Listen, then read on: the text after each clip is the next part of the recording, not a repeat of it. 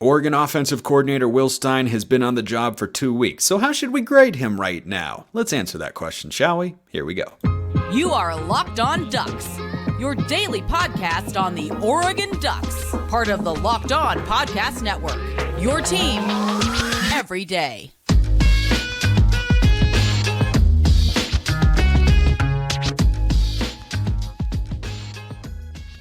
Yes, it is that time once again for Locked On Ducks. I'm your host, Spencer McLaughlin. Thank you so much for making this your first listen or your first view of the day. Part of the Locked On Podcast Network, your team every day, and your number one source to stay up to date with the Ducks. So if you have not already, like, comment, subscribe, rate, and review wherever you listen to or watch this show, which today is brought to you by Game Time. Download the Game Time app, create an account, use code LOCKEDONCollege for $20 off your first purchase. Will Stein, offense, defense, and then some Big Ten mailbag stuff coming up on today's show. But let's start with Will Stein, who comes over in the offseason after Kenny Dillingham goes down to Arizona State to be the head coach at his alma mater. Will Stein comes over from UTSA. We had an inclination, we got tidbits and quotes and ideas and thoughts here and there about, okay, what's the offense going to look like? I'd say, based on what Will Stein said and based on what we've seen so far, there are a lot of similarities to last year, but there are certainly his own wrinkles that he's put into it. There are his own elements that he's put into it. So I came up with 5 areas to grade him as an offensive coordinator that I think he directly influences and is either doing exceptionally well, that would be an A+, or not doing very well. That would be an F is the lowest grade that I'll hand out here. Now, I am somebody who, I believe this for college, high school, middle school, wherever, I do not give out A's like candy. If I give you anything there's a B- or above, I consider that above average. Nick Saban is an A+ college football coach all time. Everybody else does not get to just suddenly get an A+ because they've been so good for their program. Standards and expectations here. So, passing game, running game, situational play calling, adjustments, and red zone. If you think I've missed a category to assess an offensive coordinator's capability, by all means let me know. But those are the most distinct ones that I came up with. So, let's go with the passing game. And I'm mostly looking at the Texas Tech game here because the Portland State game, we set a bunch of records. That was great and fun. But ultimately, we could have won that game with you or me calling plays for the most part because we could have run it most of the time. Okay, not actually. Well, yeah, probably, actually, because they only scored 7 points. Like, could we have put up 10 points calling plays on there? Maybe not knowing the verbiage, but saying like, hey, I want to run an RPO, or hey, I want to call a deep shot to Troy Franklin, something like that. We probably could have beaten Portland State. So the passing game gets an A. It was not perfect all game long. That's why it's not an A+. But Bo Nix's final line here to, I believe it was 9 different receivers, tight ends, running backs, receivers. They were all involved. 32 of 44 for 359 yards and 2 touchdowns on the road against a Power 5 team. It really doesn't get much better than that. When Oregon got down, they were able to come back on the strength of the passing game offensively. So Bo Nix and Will Stein, I think overall off to a good start. The third quarter, definitely something that caught my eye in a negative way where it was like, hey, we just went into halftime. I know the other side's making adjustments too, but why exactly did we go scoreless in the third quarter? That's not exactly what you'd like to see, but more on that later. Running game. This is below average for me. Not a complete and utter disaster. Something needs to be a disaster. It's just a coincidence I used that word for it to be a D+ or a D or a D- or something of that nature. But I go C- here on the running game because 3.6 yards a carry, and this is where Alik Terry comes into play as well, and the actual players on the offensive line. But Will Stein is also the guy scheming everything and getting everybody into the right plays and all that sort of stuff. So I go C- here. That was a below average effort for Oregon. Again, not a disaster. Disaster would be like under 3 yards a carry and not even 100 yards or not even 90 yards on the ground, right? Like 40 carries for 90 yards. That'd be pretty disastrous. That'd be a D. So 113 yards on 3.6 yards a carry. I go C-. I was wondering, and others were pointing this out on the Twitter sphere or X sphere. It's Twitter. Don't care. So I wondered if there shouldn't have been a little bit more RPO like they showed early in the game because the straight runs were not working. And this is where The adjustments, I again give a C minus. I honestly considered a D plus. I considered a D plus. I could see that, but I do think even though Oregon only had one touchdown in the second half, you have to also factor in the fourth quarter when Oregon was able to move the football, when they were able to score in certain situations. And, they went 20-3 in the fourth quarter, and there was one defensive touchdown in there. That's still 3 scoring drives in a quarter. So that counts as well. But again, below average in my view, because it looked like the straight runs were going against a loaded box, and there was no adjustment to try and spread out the Red Raiders or take a shot to, soften the box a little bit or get the safeties out of there. It was not working. We continued trying it, and outside of Bo Nix, we're not able to find a whole heck of a lot of success. So I thought those were definitely the weakest areas for the Ducks on Saturday against Texas Tech. So run game and adjustments, I say just below average. At C minus, those are the areas where I'd like to see Will Stein and the offense improve the most. Now, situational play calling. I'm going with an A minus here, and I do not say that lightly. As I said, I'm not handing out A's. I'm not somebody on Halloween with candy. Here you go. You get a lollipop. You get a Kit Kat. You get Skittles, and you get we're not giving things out like that. Situational play calling is an A minus because through 2 weeks, and this is where I went back to Portland State as well. They were 15 of 28, the Ducks were, on 3rd and 4th down. That's pretty darn good. Remember, last year the Ducks were like 46 or 52%, somewhere in that range, defensively on 3rd down, and that was near the bottom of every FBS program in the country. It was like 117th. It was somewhere terrible. If you're telling me that Oregon is going to continue to be better than 50% on 3rd and 4th down combined. And by the way, 2 of those plays, I don't necessarily put on Stein. You can go and say, they should have an RPO component. They should have thrown the ball. Perhaps. At the end of the day, the offensive line has to be able to get you a yard. And on 3rd and 1, they failed. And on 4th and 1, they failed again. They were not terrible all game, but they were terrible in that sequence. So that's factoring in 2 of your stops. I don't put that entirely on Will Stein. Like at some point, an offensive lineman's got to open up a hole, has got to, win in the trenches, or you're not going to be able, there's nothing an OC can do in the run game there. You can certainly say, hey, maybe we should have gone to the air. Fine. That's totally fine. But an OC with 3 chances to get a yard should be able to call a run on 3 plays, and you should be able to pick it up. So I put that mostly on the offensive line in that sequence, who were really, really good in pass blocking, who were not good in run blocking on Saturday night. Red zone. Now, this was probably the area that I most wanted to see Will Stein succeed in compared to Kenny Dillingham last year. You think about the Stanford game, the Washington State game.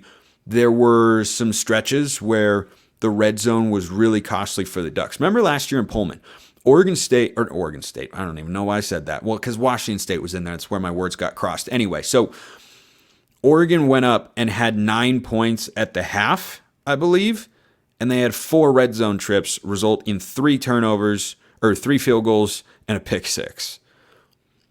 And that was partially on Kenny Dillingham. The offensive line also, again, was not very good in those moments, but I didn't think Dillingham, he kept going back to the same concept, the halfback wheel. It barely worked on a 4th down, so we ran it again on the next play. I did not care for that. Bo didn't see the linebacker. That's on him as well, but I thought that could have been better. And then you look at, the Oregon State game. You have 4 chances to get it in from inside the 10-yard line or the 5 or whatever it was. Didn't throw it until 4th and goal. Dan Lanning later said, we probably got predictable throwing in all those instances. So I look at games like that, or the Washington game as well. If we score a touchdown there at the end of the game, it's not a 1-possession game, and the game is over. And that touchdown we gave up doesn't end up meaning anything. So that's what I thought that was Kenny Dillingham's biggest weakness last year. I think Will Stein to this point gets a B+ for being in the red zone. I think he's been good. The Ducks are 12 of 13 overall. The one miss being, I believe, the 2nd, 3rd, and 4th down and 1 stop against Texas Tech was in the red zone. So 12 or 13 overall, 9 touchdowns on 13 trips. That's just under 70%. There's some execution things and O-line things to clean up, but I think overall he has done a good job in that respect in the red zone, and that makes me encouraged for what we could see from the team going forward offensively. Where does that leave the overall grade? Well, I mean, I could tell you. I could tell you. I will tell you. I'm not going to just tease you like that. I'm not that mean. The people at Game Time are definitely not mean because they're making things easy for you because they're the fast and easy way to buy tickets for all the sports, music, comedy, and theater near you. Buying tickets to your favorite events shouldn't be stressful. There are plenty of other things in life to get stressed out about. So forget planning months in advance. Game Time has deals on tickets right up to the day of the event. You get exclusive flash deals on tickets for football, basketball, concerts, comedy. Again, anything and everything you want, Game Time has got it. You can also get images of your seats so you know exactly where you'll be sitting, what the view will look like, and how everything will be received for you as an audience member or fan in attendance. So snag the tickets without the stress with Game Time. Download the Game Time app, create an account, use code LOCKEDONCollege for $20 off your first purchase. Terms apply. Again, create an account and redeem code LOCKEDONCollege for $20 off. Download Game Time today. Last minute tickets, lowest price guaranteed. The second segment sip also guaranteed to keep me refreshed and refurbished going through the show. So, overall grade for Will Stein. Again, to recap here. Passing game, A. Run game, C-. Adjustments, C-. Situational play calling, A-. Red zone, B+. Overall grade, I give it a B. And that's not you only think it's just a B. No, I think he's been good so far. There is clear room to grow. Those two elements, the adjustments, only one touchdown in the second half against Texas Tech. Felt like we could have had more than that. Not being able to run the football well. We can definitely do better. And will we learn a lot this week against Hawaii? No, we'll learn more the following week against Colorado. What a crazy, crazy sentence to be able to say. I mean, I suppose Colorado was technically better than Hawaii. I don't know about that. Colorado was really, really bad last year, and they have been for a while, but so is Hawaii. And Oregon's a 37.5-point favorite. Oregon can look ahead to Colorado all they'd like to this week, and they'd still probably end up winning the football game. Not advocating for that. Just saying that this is not a, look ahead and then stumble against Hawaii. No, they're going to be just fine. I'm pretty confident in saying that. So my overall grade for Will Stein is a B. Not a B-, not a B+, just a B. I think he's been good so far. I think he can definitely improve, but overall, I don't feel that he is a liability as our offensive coordinator, as long as the two areas that I gave him a below average grade for the first couple of weeks, mostly against Texas Tech, are improved upon. And you don't need to, get the run game up to a B+ and the adjustments up to an A or anything like that. Like, that just needs to get bumped up into the B- B category in both of those. And if you got A's and B's all down the report card, guess what? That's making the honor roll there. So, B for Will Stein. Let me know what you think in the comments section, or hit me up on Twitter at smalls_55 or at LockedOnDucks. DMs and mentions wide open. That's how you can get in the mailbag. But if you want a priority mailbag, if you want to be able to talk with me one-on-one in a more readily reliable and available way, you can join the subtext as well. Link in the description below, whether you're listening to this show on podcast or watching on YouTube. Free 14-day trial.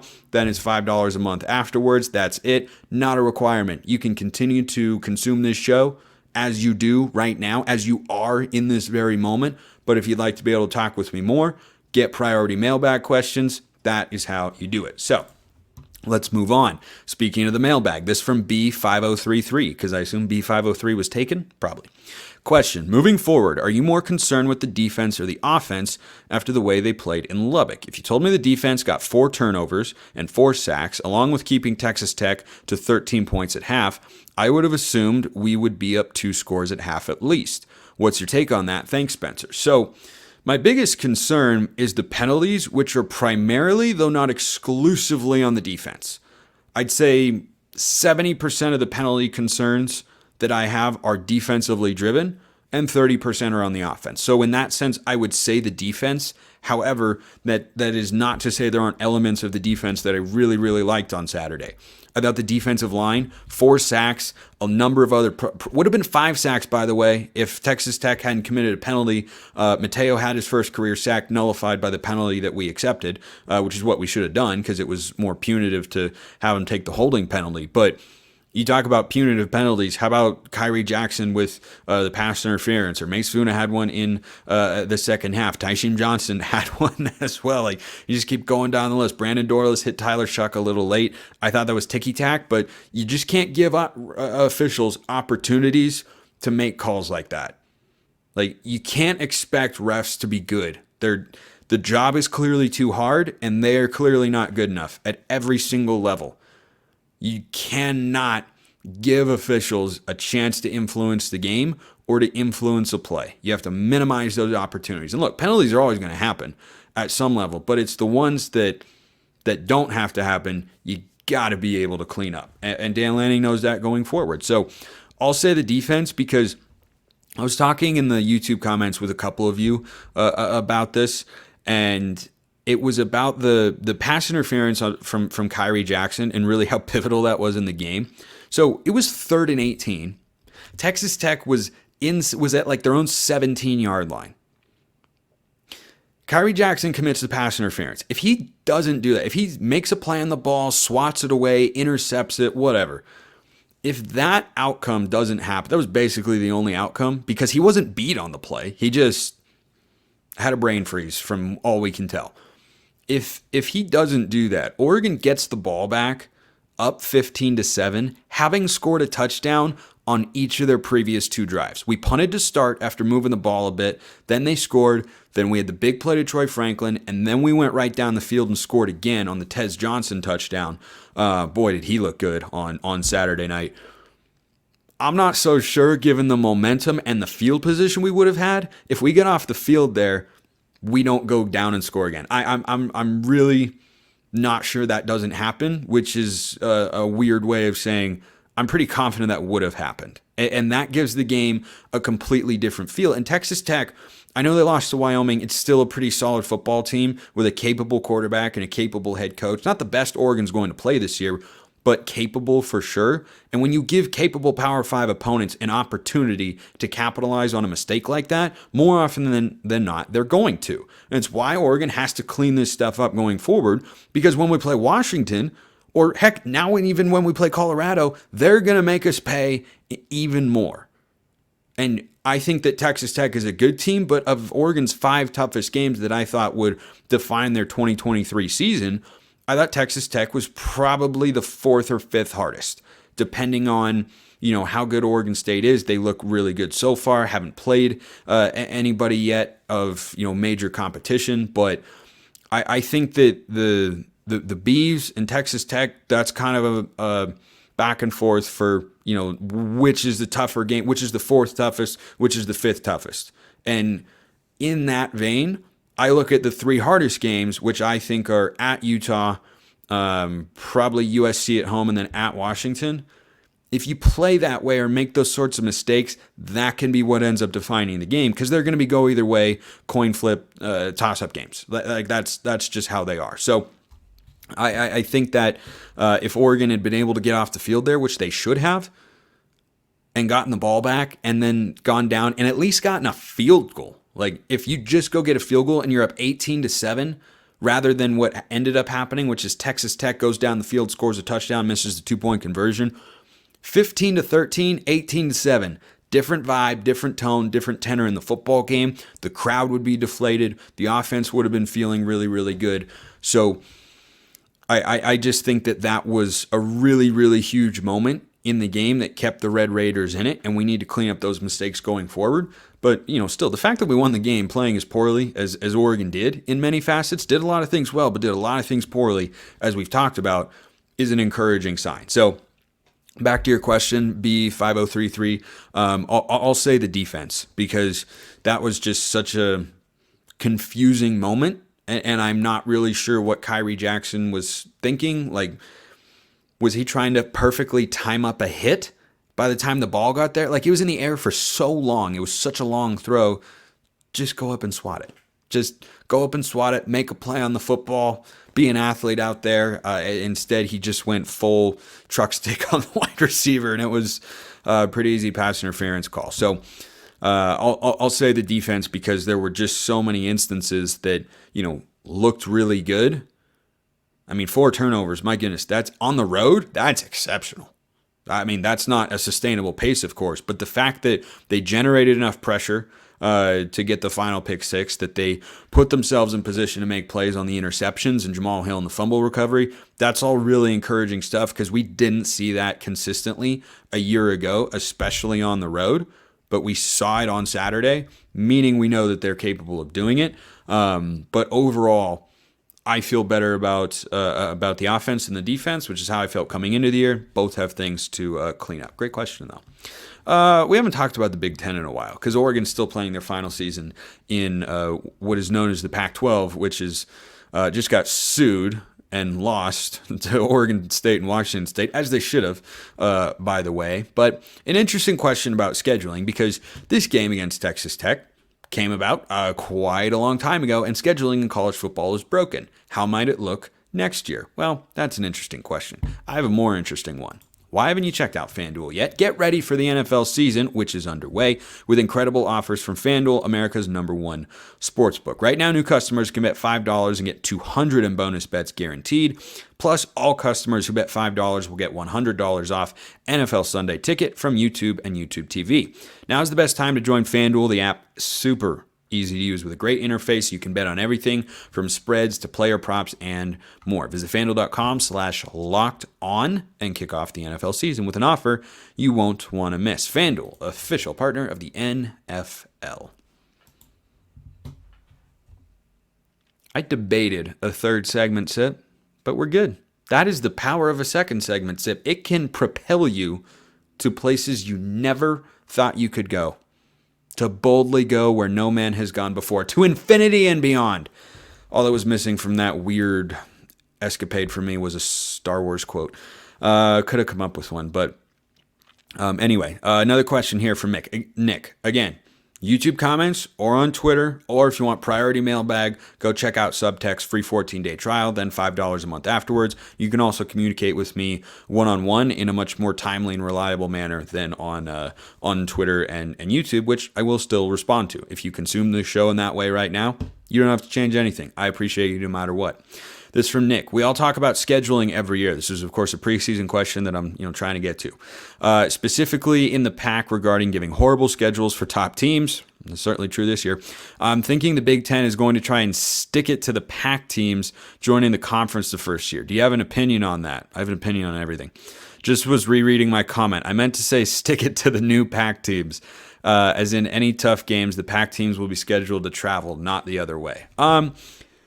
I don't know what the incentive would be for the Big Ten to make their new members feel unwelcome or like they're getting jogged. I would actually lean towards the opposite, though I don't suspect that the Big Ten is going to give a bunch of favorable schedules to some teams and disfavorable schedules to others based on their membership in the conference. Like, their priority is to set up television matchups that are going to draw the biggest ratings. That's what their priority is going to be. That's why they've added all these schools.